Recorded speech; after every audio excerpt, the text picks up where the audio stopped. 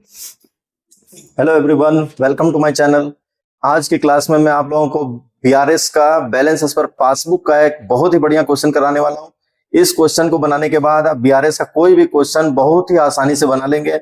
बहुत easy method में मैं आपको समझाने वाला हूं। वीडियो को पूरा देख लेना, स्किप मत करना। छोटा सा वीडियो है, बीआरएस को तुरंत समझ जाओगे अगले कुछ मिनट्स में। ठीक है, चलिए स्टार्ट करते हैं बीआरएस का क्वेश्चन। ये क्वेश्चन आज हम लोग बनाएंगे जो कि बैलेंस एज पर पासबुक का क्वेश्चन है। ठीक है, इस क्वेश्चन को बनाने के लिए आप ऐसा एक फॉर्मेट बना लेंगे जिसमें एक प्लस का कॉलम है, एक माइनस का कॉलम। ठीक है, और यहां पर हम लोग वर्किंग नोट के लिए सीबी और पीबी यानी कैश बुक पासबुक लिख लेंगे। यहां पर ये वर्किंग नोट इसलिए बनाया जाता है ताकि आपको पता चले कि कौन कौन से रीजन्स को ऐड करना है, कौन कौन से रीजन्स को माइनस करना है। ठीक है, तो ये question balance as per passbook का क्वेश्चन है। तो सबसे पहले हम लोग यहां लिख लेंगे balance as per passbook. Balance as per passbook जो क्वेश्चन में दिया हुआ होगा वो हम लोग यहां पर लिख लेंगे। 25,000 balance as per passbook question में गिवन है, उसको हम लोग पहले वहां पर लिख लेते हैं प्लस वाले कॉलम में। जब भी फेवरेबल बैलेंस होता है उसको प्लस वाले कॉलम में लिखना चाहिए। ओवरड्राफ्ट अगर किसी क्वेश्चन में गिवन है तब हम लोग उसको माइनस वाले कॉलम में बैलेंस को लिखते हैं। ठीक है, अब डिफरेंस का जो कुछ रीजन्स है उसको हम लोग यहां पर प्लस में लिखेंगे और डिफरेंस का जो कुछ रीजन है उसको हम लोग लेस में लिखेंगे। कहने का मतलब है कि कैशबुक और पासबुक के बीच में जो डिफरेंस होता है उसका कुछ रीजन्स होता है जो कि हम लोग को यहाँ दिया हुआ है क्वेश्चन में। तो उसमें से कुछ ऐड होगा, कुछ माइनस होगा। कैसे पता चलेगा कि किसको प्लस करना है, किसको माइनस करना है? उसके लिए हम लोग एक वर्किंग नोट बना लेंगे, कैशबुक और पासबुक यहाँ शॉर्ट फॉर्म में लिख लेंगे। अब उसको यूज कैसे करना है? अगर आप पासबुक को फॉलो कर रहे हैं तो आप पूरा ध्यान किस पे देंगे? कैशबुक पे देंगे।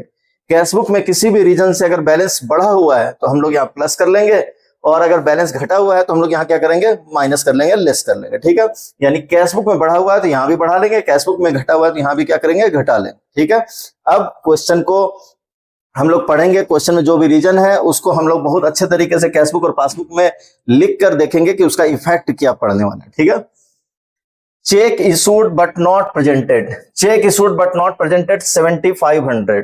ठीक है, तो check issued but not presented का क्या मतलब है कि हम लोग यानी कि एक बिजनेसमैन जब भी किसी को चेक देता है तो सबसे पहले अपने यहाँ यानी कि कैशबुक में माइनस कर लेता है।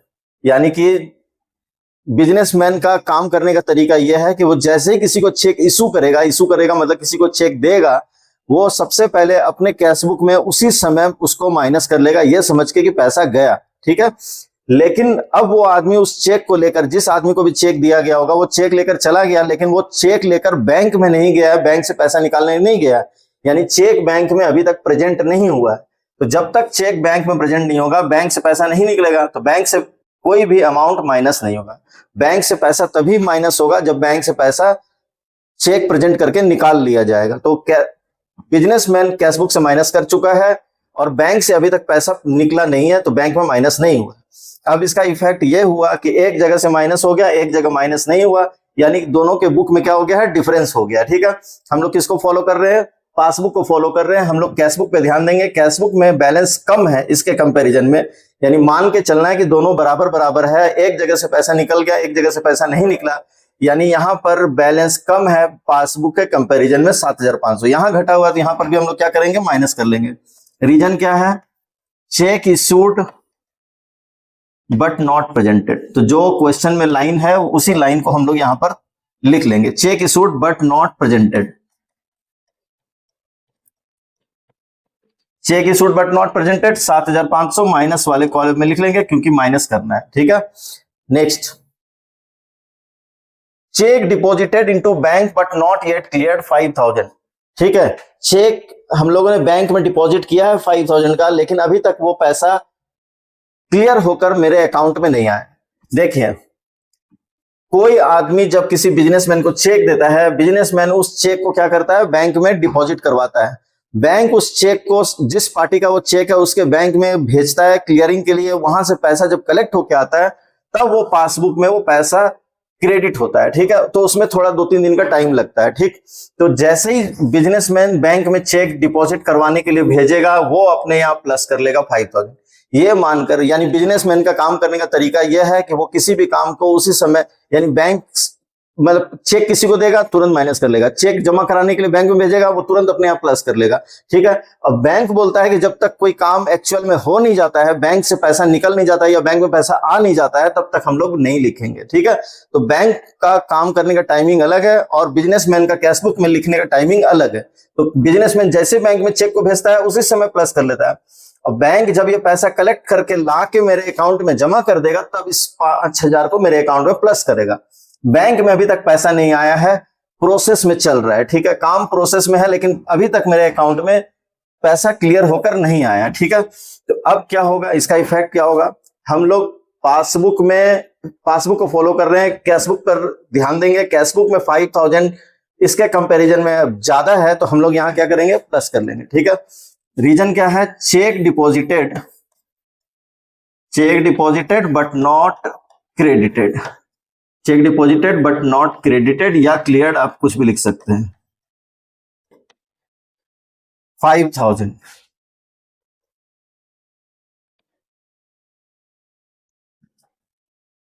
चेक डिपॉजिटेड इनटू बैंक, ये तो हो गया। Payment side of cashbook overcast, payment side of cashbook overcast 500, cashbook का पेमेंट साइड ओवरकास्ट है, ठीक है। अंडरकास्ट ओवरकास्ट का क्या इफेक्ट होता है, अगर आप इसको और अच्छे तरीके से देखना चाहते हैं तो ये हमारा वीडियो नंबर 2 है, जो इसका लेक्चर नंबर 1 है, आपको प्लेलिस्ट में मिल जाएगा। आप चैनल के प्लेलिस्ट में जाइए और इसके पहले वाला जो प्रीवियस वीडियो वो देखिए, आपको अंडरकास्ट ओवरकास्ट का बहुत बढ़िया से कॉन्सेप्ट समझ में आ जाएगा। अभी लेकिन मैं आपको फिर से एक बार बताऊंगा कि ओवरकास्ट अंडरकास्ट का क्या इफेक्ट होता है। देखिए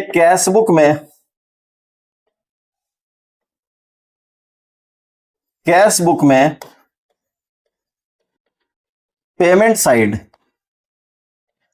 साइड बोलिए या क्रेडिट साइड बोलिए, अगर ओवरकास्ट होता है तो बैलेंस के ऊपर क्या इफेक्ट होता है, और अंडरकास्ट होता है तो बैलेंस के ऊपर क्या इफेक्ट होता है। पेमेंट साइड का बैलेंस के साथ उल्टा संबंध है, यानी रिवर्स रिलेशन है, उल्टा इफेक्ट पड़ता है। ओवरकास्ट होने से बैलेंस घट जाता है, अंडरकास्ट होने से बैलेंस बढ़ जाता है, ठीक है। तो क्वेश्चन में गिवन है क्या, ओवरकास्ट दिया हुआ है, तो आप इसको याद कर लीजिए कि ओवरकास्ट होगा तो बैलेंस क्या होगा, डिक्रीज हो जाएगा, और अंडरकास्ट होने से बैलेंस क्या होगा, इंक्रीज हो जाएगा।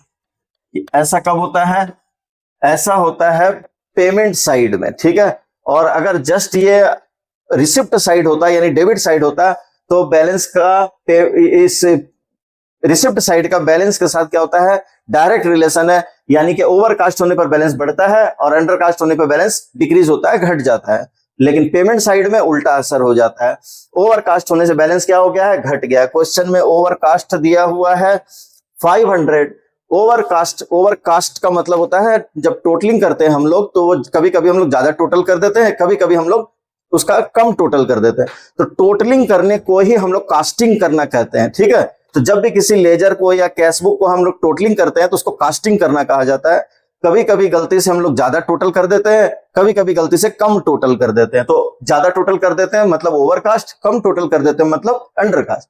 तो अगर ज्यादा टोटल कर देंगे तो क्या इफेक्ट होगा, बैलेंस डिक्रीज हो जाएगा। कम टोटल कर देंगे तो बैलेंस क्या होगा, इंक्रीज हो जाएगा। तो इसका इफेक्ट ये हो रहा है कि मेरा बैलेंस कैश बुक में 500 रुपया डिक्रीज्ड है कैश बुक का, ठीक है। अब इसको क्या करेंगे, देखिए कैश बुक का बैलेंस गलती से घटा हुआ है 500, लेकिन ये गलती पासबुक में नहीं हुआ है, ठीक है।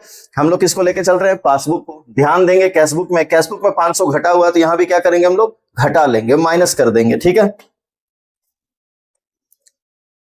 Payment side of cashbook undercast, sorry overcast है ना, ओवरकास्ट कितना का डिफरेंस हो रहा है 500, हम लोग क्या करेंगे, माइनस कर लेंगे, ठीक है। इसके बाद check receive from customer recorded twice in cashbook, कोई कस्टमर मुझे चेक दे रहा है और जिसको मैंने अपने कैशबुक में 2 बार लिख दिया, ठीक है। यानी कि एक बार तो मैंने 2000 प्लस कर लिया, दूसरी बार मेरे अकाउंटेंट ने भी 2000 प्लस कर लिया, 2 बार प्लस हो गया गलती से, ठीक है। लेकिन कोई भी चेक अगर कोई आदमी देगा तो उसका पैसा बैंक में थोड़ी 2 बार आ जाएगा, एक चेक का बैंक में एक ही बार पैसा है। तो बैंक में सिर्फ 2,000 आया होगा और कैशबुक में दो बार लिखे जाने के कारण 4,000 ऐड हो गया, ठीक है। तो उसका इफेक्ट क्या होगा, देखिए उसका इफेक्ट क्या होगा। जैसे किसी ने चेक दिया, हम लोगों ने उसको लिख लिया, फिर थोड़ी देर के बाद मेरा अकाउंटेंट आया, वो भी लिख लिया, यानी कि हम लोग यहाँ पर 2,000 को 2 बार लिख चुके हैं। और बैंक में पैसा कितनी बार आया होगा, बैंक में पैसा सिर्फ एक बार ही आया होगा। तो देखिए 2,000 हम लोग भी प्लस कर चुके हैं, 2,000 बैंक भी प्लस कर चुका है, लेकिन हम लोग 2,000 को 2 बार लिख चुके हैं। तो इसके कारण कोई मिस्टेक नहीं है, लेकिन इसके कारण मिस्टेक है, यानी 2,000 जो दोबारा हम लोग लिखे तो बैंक में तो दोबारा पैसा आएगा नहीं, तो ये गलत है, ठीक है। तो जिसका इफेक्ट क्या होगा, अब देखिए हम लोग इसको फॉलो कर रहे हैं, पासबुक को, कैशबुक को देखेंगे। कैशबुक में 2,000 ज्यादा है, कैशबुक में 2,000 ज्यादा है, तो हम लोग पासबुक में उसको क्या करेंगे, बढ़ा लेंगे, यानी ऐड कर लेंगे। यहाँ पर ज्यादा है तो ऐड कर लेंगे, ठीक है। Check received recorded twice in cashbook, CB लिख दे रहा हूं शॉर्ट में। 2,000 का डिफरेंस इस गलती की वजह से हो गया, ठीक है। 2,000 का डिफरेंस इस गलती की वजह से हो गया, ठीक है। इसके बाद interest allowed by bank 350, bank interest देगा, क्योंकि हम लोग जब बैंक में पैसा जमा कराते हैं, मेरा अकाउंट में जब बैलेंस है, पैसा डिपॉजिट है, तो बैंक उस पर इंटरेस्ट देता है। बैंक इंटरेस्ट देगा तो कहां पर एंट्री करेगा, बैंक उसको पासबुक में ऐड कर देगा, यानी मेरे अकाउंट में पैसा क्रेडिट हो जाएगा, यानी मेरे बैंक अकाउंट में पैसा क्या होगा, इंटरेस्ट का बढ़ जाएगा, ठीक है। तो बैंक में 350 रुपया बढ़ गया। हम लोगों को अभी तक कोई जानकारी है नहीं, कैशबुक में एंट्री हम लोग नहीं किए हैं, कैशबुक में एंट्री नहीं हुआ है, पासबुक में एंट्री हो गया है, एक जगह एंट्री हुआ है, एक जगह एंट्री नहीं हुआ है, दोनों के बीच में डिफरेंस हो गया, ठीक है। हम लोग पासबुक को फॉलो कर रहे हैं, कैशबुक पर ध्यान देंगे। कैशबुक में इसके कंपैरिजन में 350 रुपया कम है, ठीक है। तो यहां पर कम है तो हम लोग उसको क्या करेंगे, माइनस कर लेंगे। रीजन क्या लिख देंगे, इंटरेस्ट अलाउड बाय बैंक। आप इसको और लंबा करके भी लिख सकते हैं, interest allowed by bank but not entered in cashbook, interest credited by bank but not entered in cashbook. उतना लंबा लिखने से कोई फायदा नहीं है, शॉर्ट में लिखिए इंटरेस्ट अलाउड बाय बैंक 350 रुपया, ठीक है। इसके बाद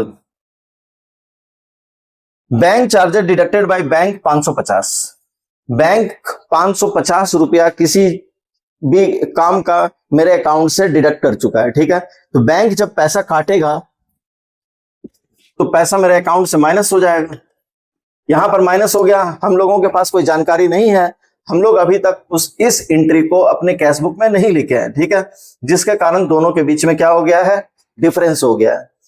पासबुक को फॉलो कर रहे हैं, कैशबुक पे ध्यान देंगे। कैशबुक में अमाउंट माइनस नहीं हुआ है, पासबुक में माइनस हो गया, कैशबुक में माइनस नहीं हुआ है, यानी कि कैशबुक का बैलेंस पासबुक के कंपैरिजन में 550 रुपया ज्यादा है। यानी दोनों को मान के चलिए कि दोनों बराबर बराबर है, एक जगह माइनस हुआ, एक जगह माइनस नहीं हुआ, इसका मतलब कैशबुक के पास 550 रुपया ज्यादा है। कैशबुक के पास 550 रुपया ज्यादा है तो उसको हम लोग क्या करेंगे, प्लस कर लेंगे। Bank charges deducted by bank charges deducted by bank 550 रुपया, ठीक है। जितने भी ट्रांजैक्शन यहां पर क्वेश्चन में दिया हुआ था हम लोग उसको अपने स्टेटमेंट में पूरा लिख चुके हैं, ठीक है, और सबका इफेक्ट ले चुके हैं। अब एक काम बच गया है, इसका बैलेंसिंग करना है, ठीक है। इस साइड का टोटल पहले कर लेते हैं, इस साइड का भी टोटल कर लेते हैं। इस साइड का टोटल आ रहा है आपका 32,550, रफ में लिख लेंगे 32,550, ये प्लस वाले कॉलम का बैलेंस है। अब इसका भी टोटल कर लेते हैं, 8,350, 8,350 रुपया। एक साइड ज्यादा है, एक साइड कम है, इसका डिफरेंस निकाल लेंगे, इसमें से इसको माइनस कर लेंगे। 24,200 रुपया, ठीक है। 24,200 रुपया माइनस साइड में कम है, यहां पर लिख देंगे 24,200 रुपया। ऊपर में था बैलेंस एज पर पासबुक, तो यहां पर लिखेंगे बैलेंस एज पर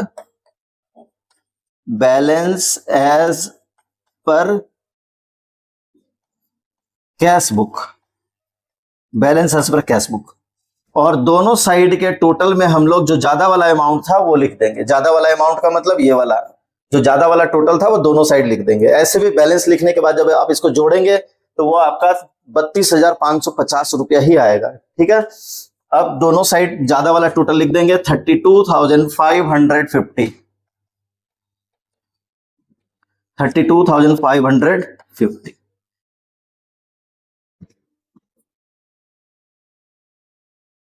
तो देखा आप लोगों ने कितने आसान तरीके से आप बैंक रिकॉन्सिलिएशन स्टेटमेंट का बैलेंस एज पर पासबुक का क्वेश्चन बनाना सीख गए। ठीक है, तो मिलते हैं नेक्स्ट क्लास में और अच्छे अच्छे क्वेश्चंस के साथ। ठीक है, तो अगर आपको ये वीडियो अच्छा लगा हो, वीडियो को लाइक करो, अपने फ्रेंड्स के साथ इस वीडियो को शेयर करो ताकि और भी बच्चों तक ये अच्छी जानकारी पहुंच सके। ठीक है, मिलते हैं नेक्स्ट क्लास में।